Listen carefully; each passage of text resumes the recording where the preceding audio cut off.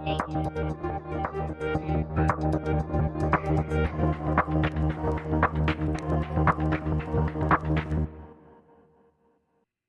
everyone, it's technology expert Burton Kelso here with another tech tip to help you get the most out of the technology in your life. Happy New Year, everyone! And with New Year's comes new things that we need to do. We're always concentrating on whether we should lose more weight, be a little bit more patient, or change our attitudes in the new year. But one of the most things that we, and I shouldn't say most, one of the things that we overlook is the fact that we need to concentrate on making our technology resolutions as well. Now, one of the things that you should know when utilizing technology in the new year, in this new year of 2026, is not that you need to be on it more, that you need to be more intentional with your technology use in 2026 and use technology in a way that it's helping you get more from your life rather than you being reliant on it more. That that going or that being said, we can't stop but to celebrate the new year. And new year means change. But this year there are several things that we need to change in order to make sure that we are getting more out of our technology. And so with that said, let's look at some things that we should do in the upcoming year that are going to help us get more out of our technology. So, with that said, let's start with our list. And so, number one would be to let AI be your assistant in 2026. AI, you can't ignore it anymore. It is here to stay. And with AI, don't turn a blind eye to it. Find out ways that you can let AI be your assistant. So uh, when you're utilizing AI, download that AI app to your smartphone so that you can have easy access to your favorite chatbot. Make sure if you're letting AI be your assistant that you're using multiple AI tools to help you accomplish your goal. Everyone's focused on Chat GPT, but there are a ton of AI tools that you can use in order to help you get the most out of the new year. And some of those tools we should take a look at. So, one of the ones that I'm going to bring up, and I'm going to, let's see here, get this on the screen here. If you're looking for research, rather than going to Google, and we all know that Google is going to bring up the AI answer um, when you look up stuff on the internet. My suggestion would be also to use Perplexity as an AI chatbot to help you find the answers that you want to look for. So let's switch to Perplexity. There's Perplexity AI. You can use it. And it will give you instant information as far as anything that you look up. So a lot of times with Google, if we're looking up information, it doesn't always give us where it is going to get that information from. What happens is that you have to guess that it's giving you the right information. So Perplexity, as opposed to Google, also as far as an AI tool that you can use that will help you use it as an assistant, would be to go to iFixit's website and use its chat bot or fixbot.hub. If you go to iFixit, pretty darn simple. You just go to iFixit. Once you go to iFixit, you should be able to get to the fix your stuff and then go to Fixbot, which will allow you to utilize Fixbot not only to fix computer issues, but anything that you want to do around the home, Fixbot will do for you. As you can see, you can have Fixbot help you repair apparel, appliances, camera, car and truck, and anything else that's involved in your household.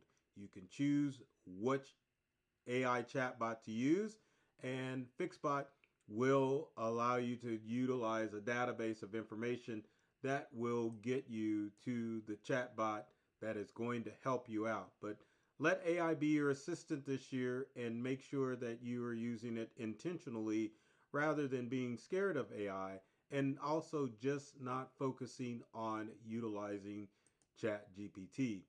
Next, phase is to make sure that you are ditching the password headache.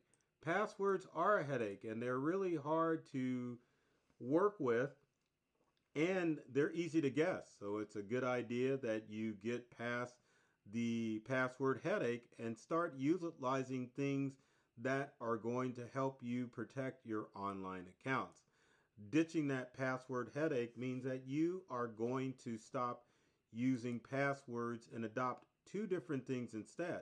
The first thing that you want to get or use instead of passwords is passphrases. And there's a website called useapassphrase.com, which I'm trying to pull up right now.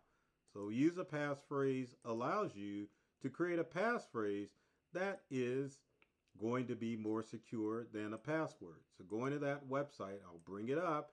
Useapassphrase.com allows you to use passphrases because, as the website says, we are horrible at creating secure passwords. So passphrase allows you to create a passphrase for your online account. Now you can utilize the passphrase on generate a new passphrase, or you can change it where you've got 5 or 12 word passphrases with spaces. But also passphrases, which are 2 or more unrelated words, allow you to put those special characters in as well. So you go to the Use a Passphrase website to help you get the context of a passphrase. For example, going back to Use a Passphrase, you can choose Pennant Exploring or Bristle Matchless or Matchless Exploring, but you get the picture. Choose 2 of those words, come up with some special characters in words, and it will help you generate a passphrase. Now, going back to the site, you can also see that using a passphrase is going to take about, I think that's 9 million centuries in order to crack that password, as opposed to the old try and true method of using a password. Now, the other method that you can use that I really can't show an example of is a passkey. Now, passkeys are adopted by more and more websites. So if you see the prompt from Windows Hello or from Apple asking if you want to use a passkey, you definitely want to say yes, because passkeys use biometric information in order to help you secure your online accounts. And when I mean biometrics, it's using your fingerprint or facial, I love that, facial recognition in order to log into your online accounts. So anytime that you see a website pop up and ask if you want to use a passkey, please do. Again, examples of that would be Windows Hello, and Google and Apple have all integrated passkeys into their sign-ins. So use it and keep your accounts safe and secure.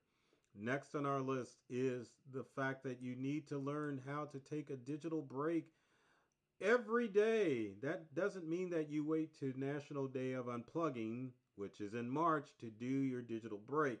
That means that you set down that smartphone and you can go and take a digital detox every day. One of the best methods as far as taking a digital break is use the 8 to 8 rule, which means that you are going to be on your smart device from 8 a.m. to 8 p.m. That gives you 12 hours to use your devices. Anytime outside of those hours of 8, you want to put down your device and be bored.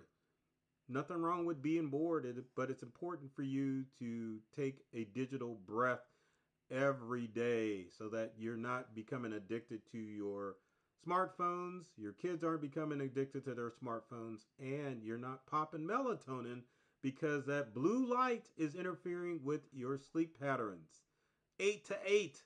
Use that method in order to keep your devices where they're not being so addictive. Next on our list is to clean up your digital closet. And this is going to take a little explaining because you're like, what is the digital closet? So digital closet, and there we go. There's a digital closet. So I had the wrong screen up. Next is coming up, securing your digital twin. But for now, let's talk about cleaning up your digital closet. So if you've got old devices, goodness gracious, just get rid of them because those old devices aren't going to be worth anything to anybody. I know people hold on to those devices because they're afraid that there's still value in them, but there really isn't. But the other thing to keep in mind before you get rid of your digital devices, make sure that you factory reset those things so people can't get access to your stuff. Also, cleaning your digital closet means that you are cleaning up your digital devices on a regular basis. Old photos, old documents, delete those out so that your devices will run clean cut and won't run out of room. Although in today's world, it's almost impossible to run out of room, but at the same time, if you've got a lot of photos in an older device, it can definitely help you. What's the word I'm looking for? You can definitely use up a lot of space, and you want to make sure that you are taking time to clean up your digital closet. One other thing, as far as digital closet is concerned, those old subscriptions that you're hanging on to, check out your subscriptions and see what you're signed up to, and make sure that you unsubscribe from emails or any other paid subscriptions that you're using for your digital life. And finally, let's go back to securing your digital twin. Showed that video earlier, but what the heck does that mean, securing your digital twin? Well, that means that you're going through, and I just keep showing the wrong video. Oh my goodness. Let's talk about securing your digital twin. So again, that basically means that you are going to go through and you are making sure that no one is going to utilize your digital image and use it against you. Securing your digital twin means that if you want to protect your likeness online, don't share photos of yourself too often online. Also, that means that if you are going to utilize AI videos of you, don't remove those watermarks from those AI videos. They're there to protect you. So if you're going to use AI videos for marketing or just for the heck of it, let those AI watermarks stay on those videos. But anything to protect your digital self in your world. It doesn't have to be your video twin. It could just be your online persona as far as protecting your digital twin. Setting up family safe words are a good idea as far as protecting your digital twin online. And just making sure that less is more as far as the information that you share online. Because if your digital life or your digital twin falls into the wrong hands, it could mean trouble for you and you could become a victim of identity theft. So keep that in mind. So if you have comments or questions about how to enable or how to utilize yourself to get more from your tech resolutions in 2026, leave them in the comment section below. We'd love to hear from you to find out how it can help you keep those resolutions throughout the year of 2026. Now, with every video, I always ask that you comment, like, and share with your friends who may struggle with technology, because these videos definitely can help them get more from the items in their digital life. Now, my goal with every video is to open you all up to a whole new world of ideas and experiences when it comes to technology. I love technology. I've read all the manuals, and I'm serious about making technology fun and safe and easy to use for everyone. So take care of yourself and do many things to make you smile in 2026. And I forget what I was going to say. Oh, I know. Have a good day.